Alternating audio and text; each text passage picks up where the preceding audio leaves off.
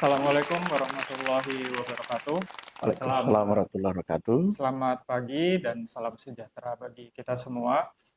Halo sahabat Bawaslu, senang sekali bersama saya kembali lagi dengan Fawaid selaku host pada podcast Orasi Obrolan Demokrasi, ruang diskusi yang santai namun tetap berbobot untuk membahas isu-isu penting seputar pengawasan pemilu dan pemilihan. Di episode perdana pada tahun ini, tahun 2026, kita kedatangan tamu yang istimewa, Ketua Bawaslu Provinsi Gorontalo, Bapak Idris Usuli, yang akan berbagi refleksi kinerja tahun 2025 sekaligus arahan kebijakan ke depan. Apa kabar Bapak? Alhamdulillah sehat di pagi hari ini. Terima kasih sudah hadir Bapak. Baik, untuk yang pertama ini Bapak, Ya. Kita mulai dari refleksi tahun 2025. Ya. Bisa dibilang sangat berbeda jauh dengan tahun sebelumnya, yaitu tahun 2024, di mana penyelenggaraan pemilu dan pemilihan dilaksanakan. Sepanjang tahun tersebut ini Bapak, program apa saja yang menjadi prioritas Bawaslu Provinsi Gorontalo, kemudian capaian apa yang mungkin bisa disampaikan kepada publik, termasuk indikator kinerja atau penghargaan yang menjadi catatan penting. Terima kasih. Alhamdulillah. Puji syukur kehadirat Allah Subhanahu wa taala, pagi hari ini pukul 7 ya. Kita sama-sama di tempat ini di kantor Bawaslu Kabupaten Gorontalo. Terkait dengan pertanyaan tadi, luar biasa ya. Mengingatkan kita bahwa tahun 2025 itu banyak penghargaan yang diraih oleh Bawaslu Provinsi dan Kabupaten Kota. Itu artinya kinerja yang kita laksanakan tahun 2024. Karena penghargaannya diserahkan tahun 2025. Di Bawaslu Provinsi itu kurang lebih, seingat saya ya, ada 7 penghargaan yang diterima langsung dari Bawaslu RI. Dan penghargaan ini bukan hanya penghargaan yang simbolis sebagai penghargaan saja. Sebagian besar penghargaan itu kita masuk nominasi. Sudah paling besar nominasinya itu kita masuk 5 besar. Rata-rata kita masuk nominasi 5 besar. Dan bahkan ada yang 6 besar. Ini diraih karena kinerja yang kita sudah lakukan di tahun 2024. Dan itu bukan hanya upaya yang dilakukan oleh pimpinan, tapi merupakan kolaborasi antara pimpinan dan sekretariat.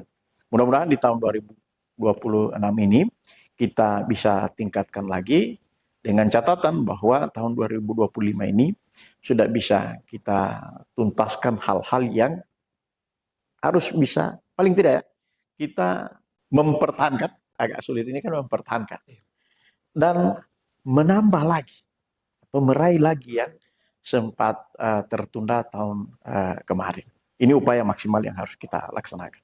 Baik, selanjutnya ini Bapak, di masa non-tahapan ini pasti perhatian publik cenderung menurun daripada dibandingkan dengan pada masa tahapan pemilu.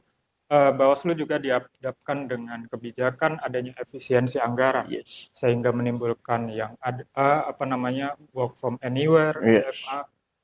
Apa tantangan terbesar bagi Bawaslu Provinsi Gorontalo dan bagaimana strategi untuk menjaga efektivitas tugas dan fungsi dalam menjaga kepercayaan publik dalam situasi tersebut? Baik, tantangan terbesarnya itu efisiensi itu. Ya, karena itu merupakan tantangan, maka upaya yang harus dilakukan melaksanakan kegiatan yang non budgeter. Alhamdulillah kami di Bawaslu Provinsi Gorontalo kesemuanya ya, kegiatan yang kami lakukan itu non budgeter. Akan tetapi walaupun dia non budgeter, kami melaksanakan kegiatan itu berkesinambungan.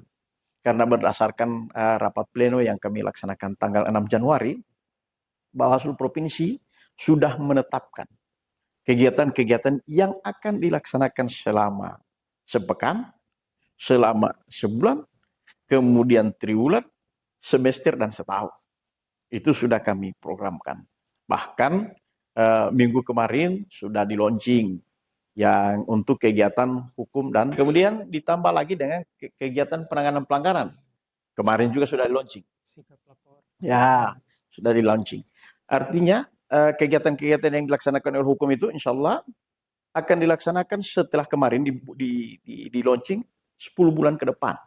Begitupun dengan kegiatan penanganan pelanggaran. Itu akan dilaksanakan 10 bulan ke depan. Artinya dalam setahun kegiatan itu bisa dilaksanakan selama 11 kali. Setiap bulan itu. Hari ini juga insya Allah mudah-mudahan Pak Ketua Bawaslu RI berkesempatan untuk membuka acara tersebut. BIMTEK terkait dengan PPID. Nah, BIMTEK terkait dengan PPID ini kami sudah bicarakan dengan KIP Gorontalo terkait dengan penilaian keterbukaan informasi. Penilaian ini insya Allah akan dilaksanakan dari bulan Maret sampai dengan bulan Juni. Karena batas penilaian dari KIP itu sampai dengan bulan Juni. Hari ini kita melaksanakan BIMTEK dalam rangka apa? Dalam rangka menyampaikan kepada Bawaslu Provinsi dan Bawaslu Kabupaten Kota. Kalau kami Provinsi Alhamdulillah mulai dari tahun 2022 sudah informatif sampai dengan tahun kemarin dari KIP. Kami sudah kalau dari Bawaslu RI dari 2018 kita sudah informatif. Nah, ini upaya Bawaslu Provinsi agar supaya Bawaslu Kabupaten Kota juga bisa menikmati hal yang sama. Karena sekarang ini ada beberapa kabupaten kota yang masih menuju informatif, ada juga yang sudah informatif. Kalau kami Alhamdulillah tahun kemarin kita informatif dan meraih peringkat yang keempat untuk seluruh Indonesia. Nah, kami ingin Bawaslu Kabupaten Kota pun akan merasakan hal yang sama. Misalkan sudah menjadi informatif, bahkan kalau dia informatif meraih peringkat secara nasional. Ini upaya-upaya yang kita lakukan. Dan terus terang saja kami waktu bicara dengan KIP itu kami sampaikan bahwa ini non-budgeter. Alhamdulillah mereka bersedia menjadi pemateri. Dan kolaborasi ini yang insya Allah akan terus kita lakukan, terus kita laksanakan. Kemudian untuk pengawasan. Untuk pengawasan ini kegiatan-kegiatan juga sangat banyak. Dan karena kita insya Allah minggu depan akan ada pelantikan rintisan Saka. Ini juga upaya yang dilakukan oleh teman-teman. Dan yang paling terpenting ingin kami sampaikan bahwa pada bulan suci Ramadan insya Allah Bawaslu Provinsi dan Kabupaten Kota tidak kendor kegiatannya dengan alasan bahwa ini bulan suci Ramadan. Kami sudah mempersiapkan. Yang pertama, ini perintah Bawaslu RI terkait dengan mengaji kajian pengawasan kan. Yang dilakukan oleh Bawaslu Provinsi juga yang pertama setiap minggu berarti ada 4 minggu ya di selama bulan suci Ramadan. Setiap minggu kita harus khatam Quran. Itu yang pertama. Kemudian yang kedua, kami sekarang sementara mengidentifikasi, mohon maaf ya, teman-teman yang belum bisa baca Al-Quran. Di bulan suci Ramadan, insya Allah, kita akan berusaha memaksimalkan teman-teman ini bisa baca Al-Quran. Dan sudah kami tetapkan siapa guru ngajinya. Pak John Henry Purba itu yang jadi guru ngajinya. Nah, ini kita maksimalkan pada saat bulan suci Ramadan, memanfaatkan waktu dan juga menjadi program dari Bawaslu. Bahwa Bawaslu ini tidak terkait dengan pengawasan saja, tidak hanya terkait dengan penanganan pelanggaran saja. Ada hal-hal yang bisa menumbuhkan yang pertama. Itu bagian dari charge iman kan. Nah, paling tidak dengan di charge-nya iman, ini akan memperkuat juga pengawasan dan integritas kita sebagai pengawas pemilu. Oke, baik Bapak. Mungkin ini sebagai penutup ya Pak. Ya. Tadi Bapak sudah jelaskan program dari program tiap minggu, ya. tiap bulan, sampai triwulan, bahkan Ya. tahunan.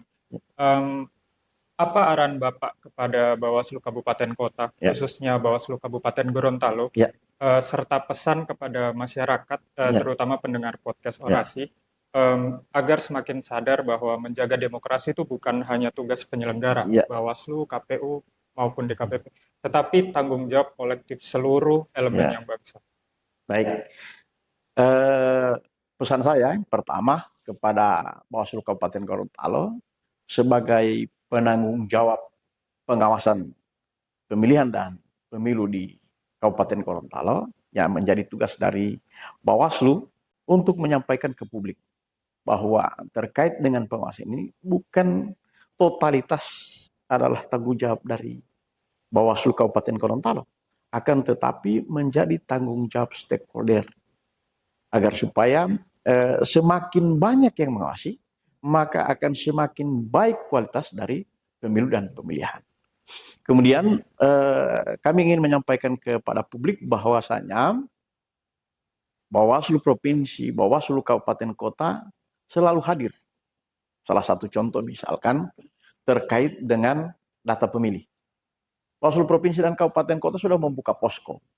Bagi yang merasa dirinya belum tercatat dan sudah berumur 17 tahun, belum masuk dalam data PDPB, kemudian yang misalkan dari siswa kemudian menjadi TNI Polri, kemudian belum namanya belum dihapus atau yang sudah meninggal dunia, segera dilaporkan ke Bawaslu Provinsi Kabupaten Kota karena kita punya poskonya.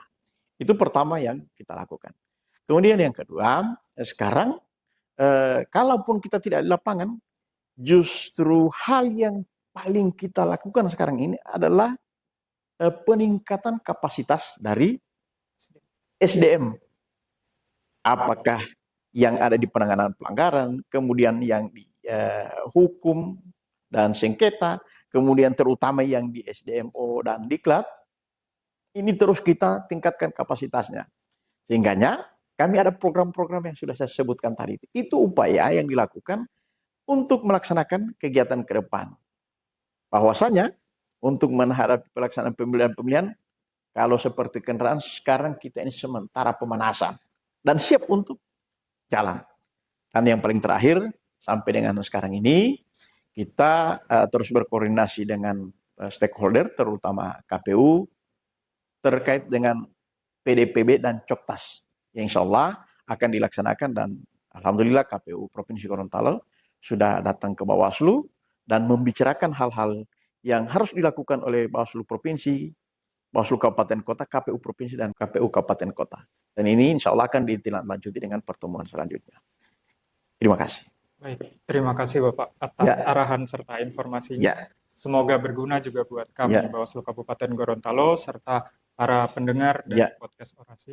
Baik, sahabat Bawaslu, apa yang kita dengar bersama hari ini menegaskan bahwa Bawaslu tidak hanya berjalan pada saat tahapan pemilu berjalan, tetapi terus berlanjut sebagai komitmen untuk menjaga kualitas demokrasi yang berintegritas.